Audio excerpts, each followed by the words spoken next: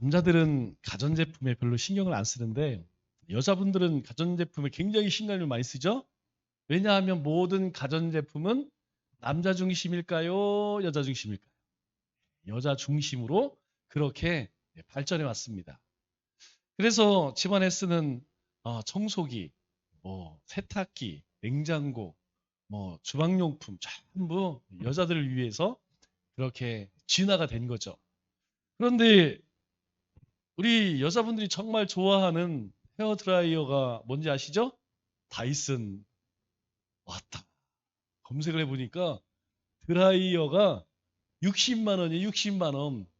예. 쿠팡에서 쓸만한 거 찾아보니까 10만 원이면 수두룩해. 예. 그런데 청소기는 더해요. 청소기. 청소기는 얼마냐? 비싼 거는 150만 원. 다이슨이에요? 다이소 거 아니에요? 예, 다이소하고 다이슨하고 헷갈리면 안 돼. 이 다이슨 청소기는 비싼 건 150만 원. 그리고 이제 완전 구형, V8 이런 거는 30만 원대도 있더라고요. 그런데 이렇게 비싸다 보니까 여러분 비싸면 항상 따라오는 게 있죠. 짝퉁이 생깁니다. 여러분 싸구려는 짝퉁이 절대 안 생겨요. 다이소의 물건을 짝퉁으로 만드는 사람이 바보요.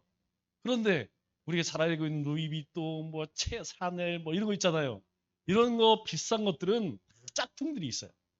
이 다이슨도 짝퉁이 나왔는데 이 짝퉁 가격이 한 3분의 1 정도 됩니다. 그래도 비싸죠. 이 헤어드라이어가 60만 원이면 한 20만 원 정도면 산다고 해요. 그런데 문제는 이 짝퉁은 고장이 나면 뭐가 문제일까요? AS가 안 돼. 얘들은 딱 보내면 그냥 아주 매끄하게 새 것처럼 고쳐옵니다. 제가 예전에 신발 좋은 거를 하나 샀어요. 예, 거기 다니는 사람이 있어갖고 그런데 얼마나 좋으냐? 신발에 문제가 생겨서 보내잖아요? 그러면 전부 교체를 해줍니다. 새 걸로 완전히 AS를 해줘요. 그러니까 항상 야 이래서 비싼 메이커를 쓰는구나 그런 생각이 들더라고요. 이 짝퉁은 뭐 청소기든지 헤어 드라이어든지 고장 나면 그 다음에는 그냥 버려야 돼요. 버려야 돼. 요즘에 전파상도 예전에는 고치는 데 많았지만 지금 없습니다. 찾을 수가 없어요. 그런데 희소식이 생겼어요. 그럼 짝퉁도 전문 짝퉁 수리점이 생겼어요. 놀랍지 않아요? 이제는 정품만 AS 받은 것이 아니고 짝퉁들도 다 AS 받을 수 있어. 여러분 그렇다고 해서 짝퉁이 진짜가 될 수 있을까요? 결코 될 수 없다는 것입니다. 1517년에 루터에 의해서 종교개혁이 일어났어요. 여러분 종교개혁을 일으킨 이유가 무엇이냐면 가짜 기독교로 전락해버린 그 중세의 천주교회. 사실은 안 그랬죠. 초대교회는요. 정말 이 진리를 지키기 위해서 수많은 그리스도인들이 정말 비참하게 죽어가면서 그 환난과 핍박을 견디면서 이 복음의 진리를 지켰어요. 아니 그런데 이제 조금 먹고 살만하니까 이 기독교가 점점점 짝퉁이 돼 가는 거예요. 그래서 복음이 아니라 면제권을 사면 천국에 갈 수 있다. 이런 황당한 그런 교리를 내세우면서 사람들을 속이게 됐죠. 그래서 결국 종교개혁은 무엇이냐? 이 짝퉁 기독교를 진짜로 돌려놓자. 원래의 기독교로 돌려놓자. 이것이 종교개혁입니다. 그래서 이 종교개혁은 1517년에만 일어나서는 안 된다는 거예요. 종교개혁은 우리 안에서 계속 일어나야 됩니다. 왜냐하면 우리가요, 진짜를 바라보고, 진짜를 예배하고, 진짜를 찬송하다가도 여러분 어떻습니까? 잠시 한숨 바르면 속아요. 우리에게는 예수 그리스도가 중심인데 어느 날부터 예수님을 통해서 내가 성공했으면 좋겠어. 내가 부귀영화했으면 좋겠어. 이렇게 우리의 마음이 변질될 때가 있다는 거죠. 그래서 우리는 그렇게 우리의 마음이 살짝 짝퉁이 되면 다시 얼른 돌아와야 돼요. 얼른 예수님께 돌아야 합니다. 종교개혁의 5대 신조가 뭡니까? 우리가 너무나 잘 알고 있는 것이죠. 우리 요기에도 써 있어요. 여기 솔리 데오 글로리아 이렇게 써 있죠. 첫 번째가 무엇이냐면 오직 성경, 솔라 스크립트라. 오직 성경이라는 거예요. 성경이 중요하다는 거예요. 네, 성경을 벗어나면 안 됩니다. 두 번째는 솔로 크라이스트, 오직 그리스도. 이게 당연한 거죠. 세 번째는 솔라 그라티아, 하나님의 은혜. 여러분, 우리가 꼭 기억할 것은 우리가 구원받는 것 오직 하나님의 은혜입니다. 그러면 우리가 하나님의 백성으로 살아가는 것은 우리가 해야 할까요? 이거 헷갈리면 안 돼요. 제가 믿음과 행위는 항상 같은 것입니다 라고 이야기해서 헷갈리실 분들도 있지만 우리가 믿음으로 살기 위해서 하나님의 은혜가 필요치 않을까요? 아닙니다. 우리의 의지나 우리의 신념으로 우리 믿음을 지키기란 불가능합니다. 우리가 믿음으로 살아갈 수 있도록 하나님이 매일매일 은혜 부어주셔야만 하나님의 백성으로서 살아갈 수 있다는 거죠. 오직 믿음. 예, 솔라 피데라고 하죠. 예, 믿음이 있어야만 하나님을 기쁘시게 합니다. 솔리데오 글로리아. 하나님의 영광. 오직 하나님의 영광. 여러분, 이러한 삶을 살아가기 위해서는 뭐가 필요해요? 코람데오. 하나님 앞에서. 여러분, 우리가 선생님 앞에서는 어때요? 엄마, 아버지 앞에서는 다르죠?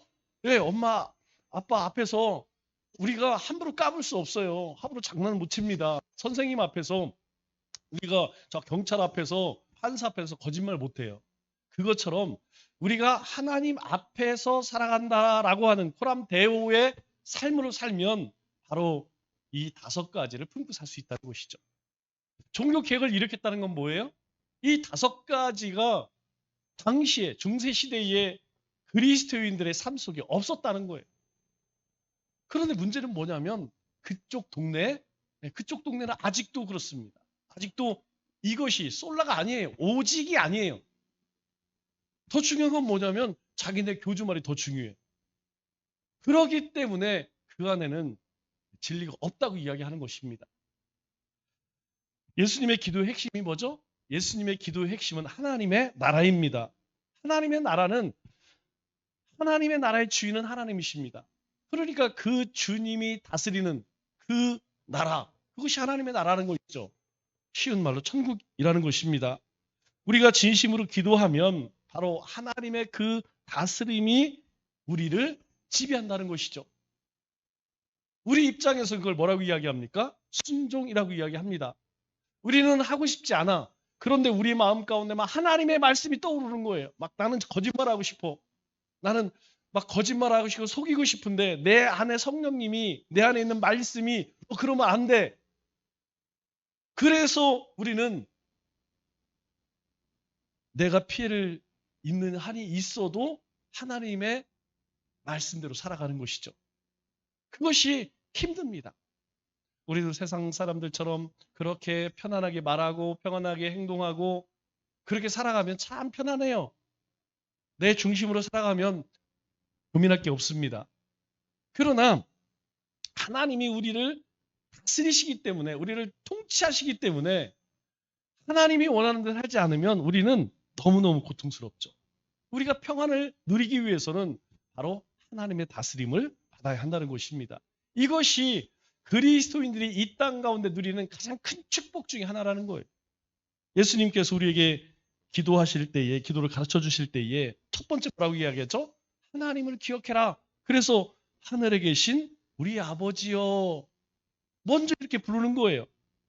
많은 사람들이 하나님 이름 부르는 거 참 좋아합니다. 그리고 하나님에 대해 말도 참 많이 합니다. 그러나 실제로 하나님을 모시고 하나님과 함께 동행하는 사람은 많지가 않아요. 그리고 실제로 그것을 원하는 사람도, 원하는 그리스도인들도 그렇게 많지 않습니다. 그래서 오늘 예수님께서 기도를 가르쳐 주시면서 뭐라고 말씀하십니까? 나라가 임하기를 기도하라. 오늘 10절 상반절 말씀을 보니까 나라가 임하시오며 이렇게 이야기해요. 이 말의 의미는 하나님의 나라가 나에게 오게 하여 주옵소서. 하나님의 다스림이, 하나님의 통치하심이 내 삶 가운데 임하게 하여 주옵소서. 이것이 예수님이 우리에게 가르쳐 주신 가장 기도의 핵심이죠. 결국 하나님의 영광을 위한 기도의 핵심은 뭐냐? 하나님 나라에 있다는 거예요. 하나님 권세에 있다는 것입니다. 그렇다면 우리가 하나님의 나라가 뭘까요? 하나님의 나라는 여러분 세상이 아닙니다. 하나님 나라는 하나님께 속한 나라라는 거예요. 자, 그러면 세상은 어디에 속해 있어요? 공중권세 잡은 자, 악한 마귀 사탄의 소락에 있다는 거예요. 그러니까 이 세상에는 존재하는 것이 무엇이냐? 항상 미움과 분노와 싸움과 다툼과 이게 그득한 양육 강식의 세상이라는 거예요.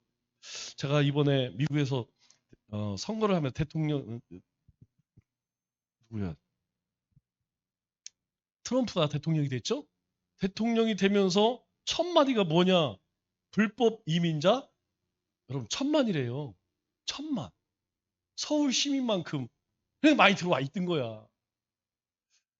뭐 우리 입장에서는 그냥 같이 사이좋게 살면 좋겠다 이런 생각이 드는데 또 한편으로 생각하면 그래요. 자, 우리가 어떤 건물이 있어. 그런데 이 건물 안에 내가 이제 건물주인데 건물 안에 10명이 살 수 있는 방이 10개야. 집이 10개야. 그런데 그중에서 8개는 한 6개는 세를 줬어. 근데 이제 4개가 벼죠? 그런데 벼 있으니까 지나가는 사람들이 여기 벼 있네. 내가 들어가 살아야지. 그런다고 하면 그 집주인이 아이고 잘했네. 당신은 노숙자니까 우리 여기 세입자가 들어오기 전까지는 당신 마음대로 사세요. 이런 사람이 있을까요? 없다는 거죠. 그 인구가 1000만이래. 그래서 첫 번째 행정명령이 뭐냐? 아직 대통령 취임도 안 했는데 싹 내보내겠다는 거죠.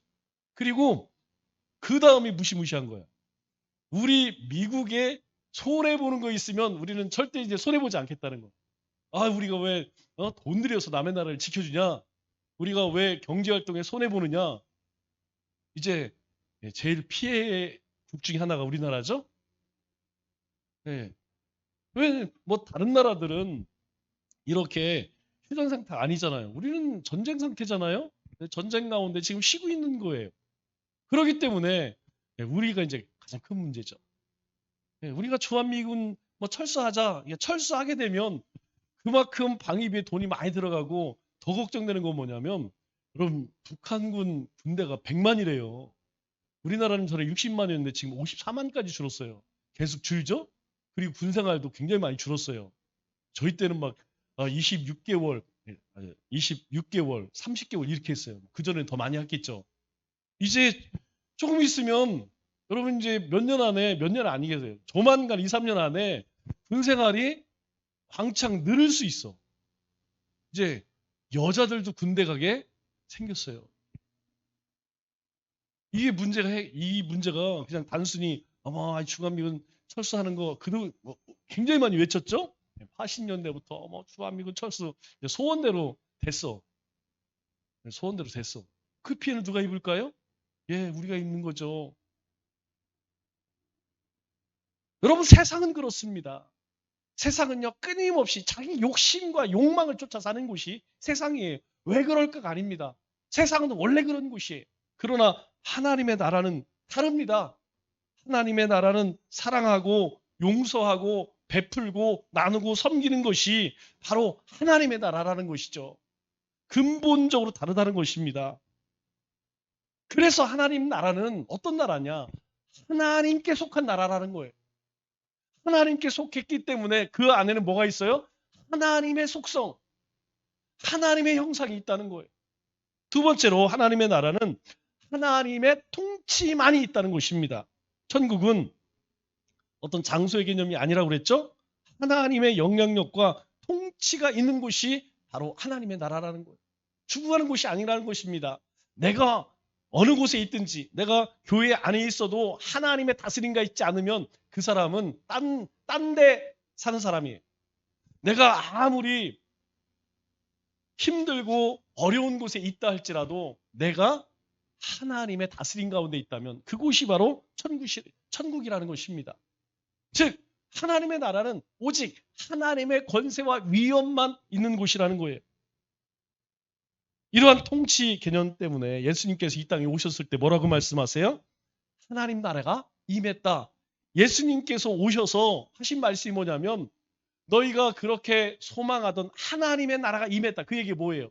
예수님이 오심으로 인하여서 이루어졌다는 거예요. 그러니까 그 예수님을 믿으면 우리는 그 하나님 나라 가운데 살아간다는 것이죠.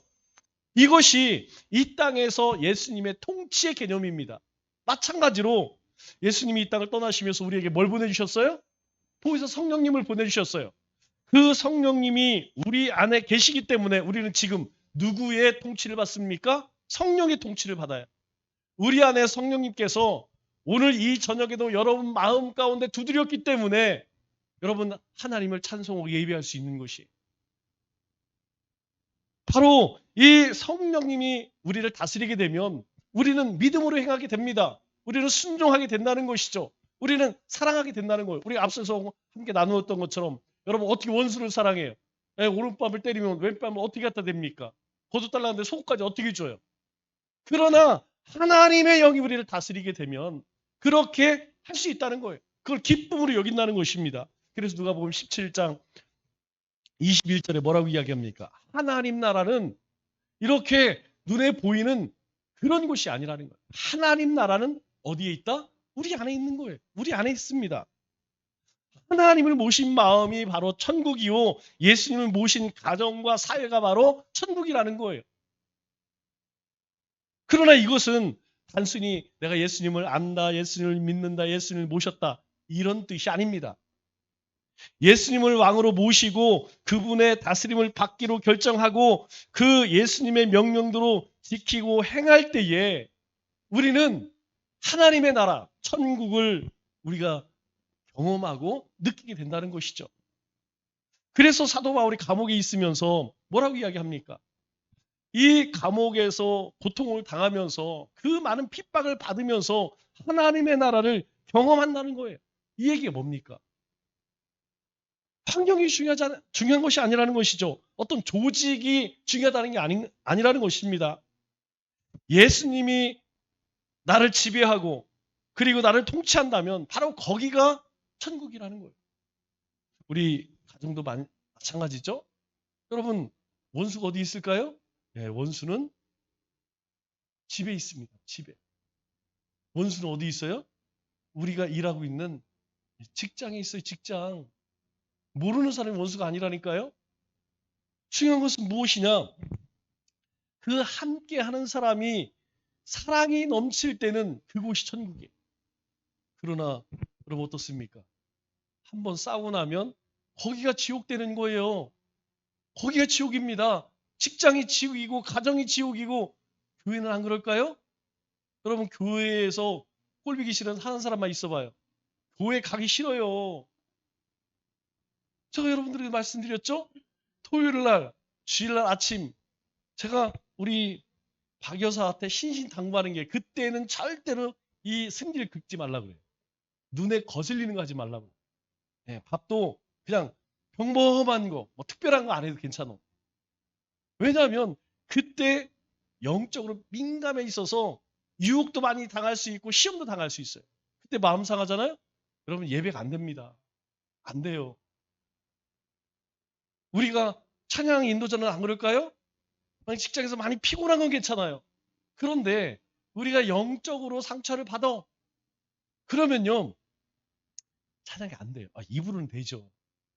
그러나 하나님을 보좌를 움직이는 찬양이 아니에요. 그건 그냥 입에서 나오는 노래일 뿐이라는 것이죠. 우리가 진심으로 이렇게 기도하는 순간에 바로 주님의 통치가 우리를 다스리게 되는 거예요. 그래서 기도해야 한다는 것이죠. 그럴 때 우리가 순종하는 것입니다. 그럴 때 우리가 믿음으로 행할 수 있다는 것이죠. 그리고 이때 우리 안에 진정한 하나님의 임재하심을 경험하는 것이죠.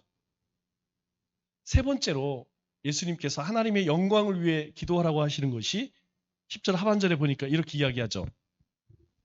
뜻이 하늘에서 이루어진 것 같이 땅에서도 이루어지이다. 여러분 세 번째 하나님의 영광을 위해 기도하는 기도의 핵심이 무엇이냐? 하나님의 뜻입니다. 하나님의 뜻. 하나님의 뜻이 무엇일까요? 여러분 하나님의 뜻은 한 가지입니다. 하나님의 뜻은 한 가지예요. 그것이 무엇이냐면 바로 죄악으로 인하여서 영원히 멸망당해야 할 우리 인류를 구원하시려는 구원이에요. 구원. 하나님의 뜻은 무엇이냐? 하나님의 형상으로 지음받은 모든 인생들이 예수 그리스도를 통하여서 구원받는 것, 그것이 하나님의 뜻입니다. 그것 때문에 하나님께서 계획을 세우셨어요. 언제부터 세우십니까? 에덴 동산에서 쫓겨날 때부터 하나님께서 계획하시고 섭리하셔요.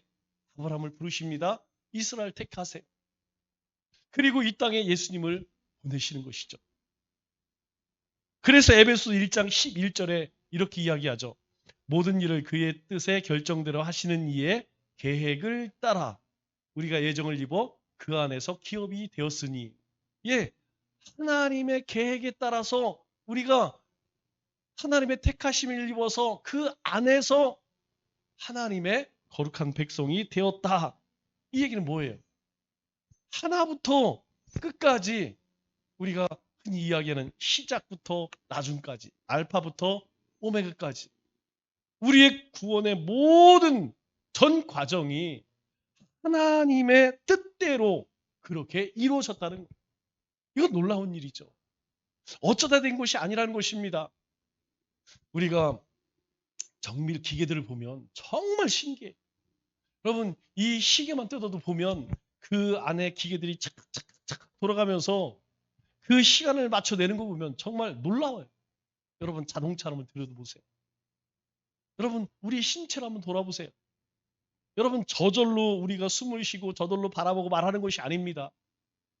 하나님께서 그렇게 완벽하게 우리를 만드셨기 때문이라는 거예요. 마찬가지로 하나님께서 우리를 구원하시기 위해서 하나님께서는 아주 세세하게 그렇게 작정하시고 계획하시고 그 일들을 정확하게 이루어 가신다는 거예요.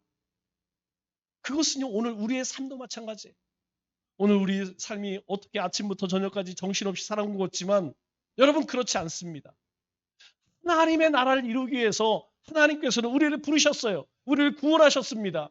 그리고 우리의 삶을 통하여 그 일들을 이뤄나가세요. 이 땅에 있는 모든 하나님의 백성들, 그들이 숨쉬고 있는 것, 행하고 있는 것, 말하는 그 모든 일들을 통하여서 하나님께서는 하나님의 때에 그날을 이루시기 위해서 지금도 일하고 계시다는 거예요.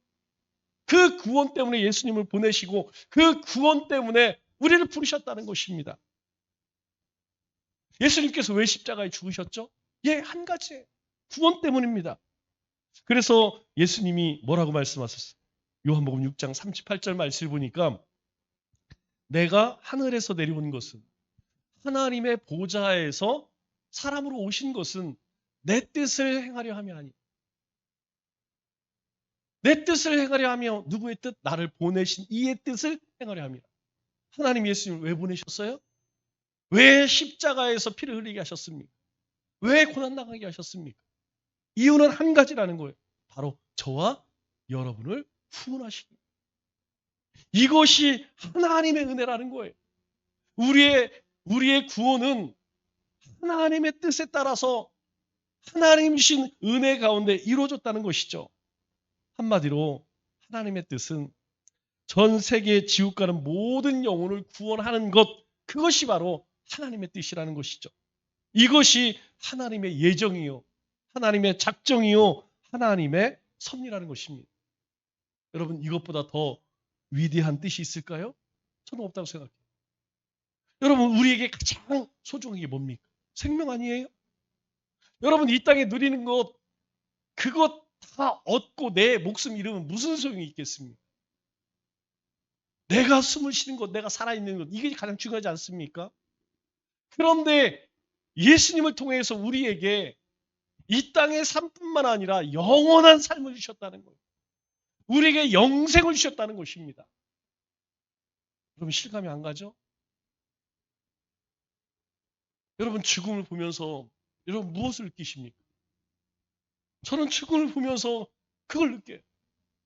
내가 이 자리에서 이렇게 죽음을 맞이하면 하나님은 나를 위해서 영원한 나라, 그 예비하신 나라, 그 나라에 들어가겠구나. 그럼 내가 이 땅에서 뭘 하며 살아야 할까? 내가 어떻게 살아야 할까? 저는 많은 생각을 하게 됩니다. 삶을 다시 한번 돌아보고 다시 정리하고 그리고 버려야 할 것들은 버리고 가장 핵심만 붙들자. 핵심만. 하나님의 뜻은 구원이라고 하는데 이것을 더 쉽게 이야기하면 여러분 우리 입장에서는 뭐냐? 전도예요. 선교입니다. 그래서 주님께서 떠나실 때에 우리에게 당부하는 것이 뭐예요? 너희는 가서 모든 민족을 제자로 삼아 아버지, 아들과 성령의 이름으로 세례를 베풀고 내가 너희에게 분부한 그것을 가르쳐 지키게 하라. 너희가 그것을 하기 위해서 내가 세상 끝날까지 너희와 함께 하리라. 너희가 그 일을 하나님의 뜻을 너희가 감당하기 위해서 너희 힘으로 안 되니까 내가 세상 끝날까지 너희와 함께 하겠다. 함께 하는 이유 분명히 이야기해. 하나님의 뜻을 이루기 위해서 우리를 먼저 부르셨다는 것입니다. 여러분 우리가 왜 살죠? 예, 우리가 사는 목적은 한 가지입니다. 하나님의 뜻을 이루기 위해 우리가 공부하고 일하고 또 결혼하고 가정을 갖는 것 왜 그럴까요? 예. 이 모든 것들은 하나님의 뜻인 구원을 이루기 위함이라는 거예요. 우리 돌아온 탕자를 보면 주님의 마음을 잘 알 수 있어요. 주님께서 이 아버지의 마음이 어떤 것인지 하나님의 마음이 어떤 것인지 이 돌아온 탕자 이야기를 하면서 여러분 이 방탕한 아들이 재산 가지고 나간 그날부터 아버지는 뭐 합니까? 예, 밤마다 문을 열어놓고 동네 어귀에 가서 혹시 이 방탕한 아들이 돌아오지 않을까 기다립니다. 그리고 그지가 돼서 돌아오죠. 여러분 돼지우리에서 일하던 일꾼으로 살다 돌아왔어요. 얼마나 냄새가 많이 났을까요? 냄새나 절로 가. 모든 사람들은 거부했을지 모르겠지만 여러분 아버지는 달려가서 껴안습니다. 여러분 얼마나 냄새가 많이 났겠어요. 그뿐만입니까? 자기의 반지를 빼서 끼워주고 그리고 새 옷을 입혀주고 그리고 가장 좋은 양을 잡아서 잔치를 열어요. 이것이 아버지의 마음, 부모의 마음 아니겠습니까? 하나님의 마음이 그렇다는 거예요. 하나님께서 나를 그렇게 여기셔서 나를 하나님의 자녀 삼아 주셨듯이 지금 우리 주변에 있는 우리가 품은 그 태신자들 우리가 이렇게 자기 멋대로 여러분 아시죠? 요분만 나가면 활락갑니다. 활락가. 낮에는 조용히 붙지만 여러분 해 떨어져 보세요. 흥청망청. 여러분 불쌍한 영혼들 저들이 갈 곳이 어디에? 주님의 가장 큰 뜻이 바로 저들을 구원하는 구원이 있다는 것입니다. 그래서 그리스도인의 소망도 하나님의 뜻이 이루어지도록 사명을 주신 거예요. 그래서 우리는 그냥 사는 인생이 아닙니다. 그냥 하나님을 찬송하고 예배하고 그냥 하나님 말씀대로 그렇게 착하게 사는 선한 일을 위해 사는 여러분 그것을 뛰어넘어서 우리를 통하여서 세상 가운데 예수 그리스도를 선포해야 할 사명이 있다는 거예요. 하나님을 향해서는 어떻게 살아야 하죠? 거룩하게 살아야 합니다. 어떠한 상황가에도 그리스도인은 달라야 해요. 세상에 나아가서는 어떻게 살아야 할까요? 예, 사명자로 살아야 합니다. 그럴 때 여러분 우리 신앙에 열심이 있고 열정이 생기고 방향을 잃지 않습니다. 한번 점검해 보십시오. 나는 왜 이렇게 시험에 잘 넘어지지? 나는 왜 이렇게 마음이 미친 널뛰듯이 어느 때는 좋았다가 어느 때는 싫었다가 도대체 나는 왜 이렇지? 왜 그럴까요? 아직 하나님의 뜻을 분별하지 못하는 것입니다. 내가 하나님의 뜻을 분명히 안다면 여러분 흔들리지 않아요. 방향을 잃지 않습니다. 열정이 식지 않습니다. 열심을 낼 수밖에 없다는 것이죠. 말씀을 맺겠습니다. 예수님은 우리에게 참된 기도가 무엇이냐? 하나님을 경배하고 하나님의 영광을 바라보는 것이라고 말하면서 세 가지 기도를 가르쳐 주셨어요. 그것이 무엇입니까? 예수님의 일생은 한마디로 하나님에 대한 깊은 묵상이었다는 것이죠. 그래서 우리도 하나님을 깊이 묵상하고 그 이름을 경배하고 그 이름 앞에 순종하고 그 이름을 힘써 증거하는 믿음의 삶을 살아가는 우리 믿음의 권속들 되시길 주님의 이름으로 축원합니다. 기도하겠습니다. 하나님